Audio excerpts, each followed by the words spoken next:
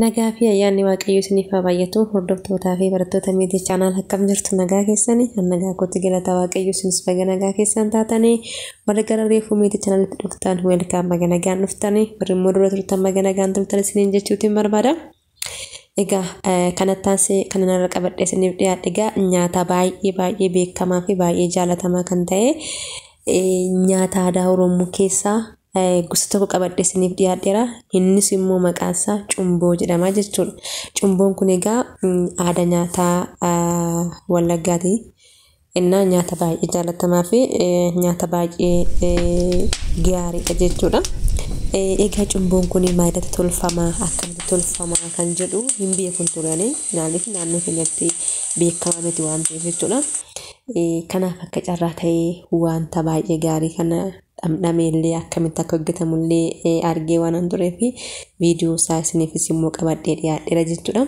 Egaa wanti amma argaa jirtan kun eelee waan xiqqoo tokko jechuudha. Maqaan ishee immoo beeddee jedhamti.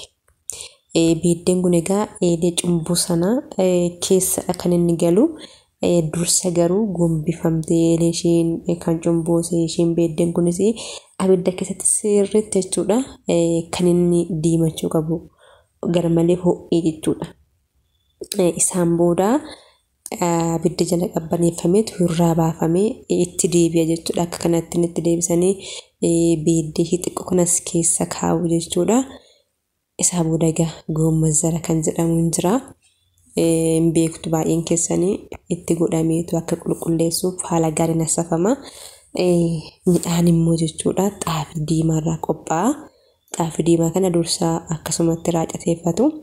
Isaa booddee erga raacannee inni bukeeffame sun koof jedhee booda daakuu kan biraa bishaan ho'aadhaan fidaniitu sirriitti itti sukkuumu jechuudha. Erga itti sukkuumanii al lammaffaa jechuudha koof jedha jechuudha. Erga koof jedhee booda akka kanatti erga eelee qopheeffatanii bukoo isaanii fidaniitu irratti naqu.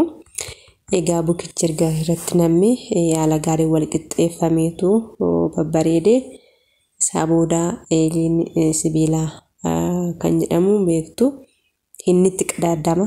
Erga inni itti qadaadame booda karaa kamiinuu akka qilleensi seennetti supheedhaan naannessaniitu maragu. Egaa kuni kan inni fayyaduu fi midhaan sun sirriitti bifa bareedaa qabaatee akka ba'uuf qilleensi akka seenneef haala gaariidhaan inni kan inni maragamu jechuudha. Erga maragamee booddee gubbaa isaarratti ramanni kun abidda jechuudha irratti naqu. Daqiiqaa murtaawaa booda garuu haala gaariin nyaatichi nyaata baay'ee bareedaa ta'eetu bilchaateetu ba'a jechuudha. Kan ittiin nyaatamus immoo dhadhaa fi baaduun jechuudha. Baaduun kun immoo saayee biyyoo kan qimxoota jedhamu sanaani inni kophaatti qophaa'etu ta'a. Inni kan inni qophaa'u dhadhaan itti godhama jechuudha. Isallee dhadhaa itti godhaniitu waliin makama.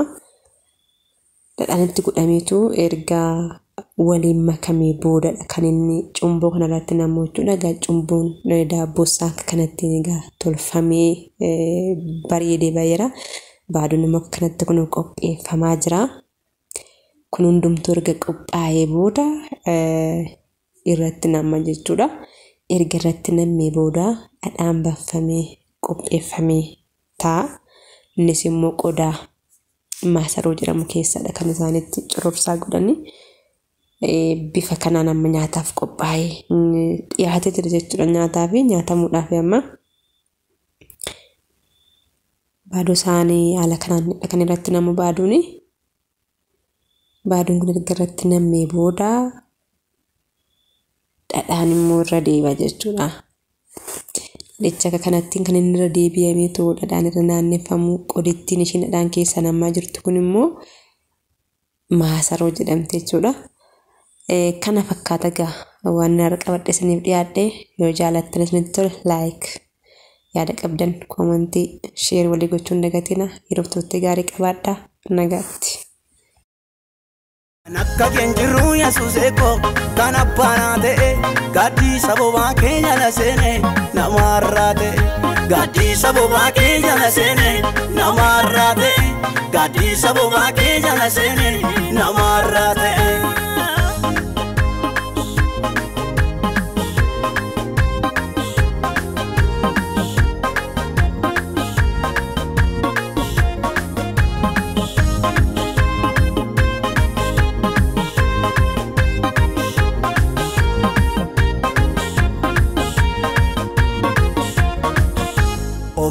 ofirrattan beekan olmaakee isaatti naa boolte lubbuu koo balleessuuf isa fiigu fagootti qolatte ofirrattan beekan olmaakee isaatti naa boolte lubbuu koo balleessuuf isa fiigu fagootti qolatte awwaala tolchitee tadiina koo isaana koomatu kaleessa darbeerraa minnesichi narratti hojjetu awwaala tolchitee tadiina koo isaana koomatu kaleessa darbeerraa minnesichi narratti hojjetu kaleessa darbeerraa minnesichi narratti hojjetu kaleessa darbeerraa minnesichi narratti hojjetu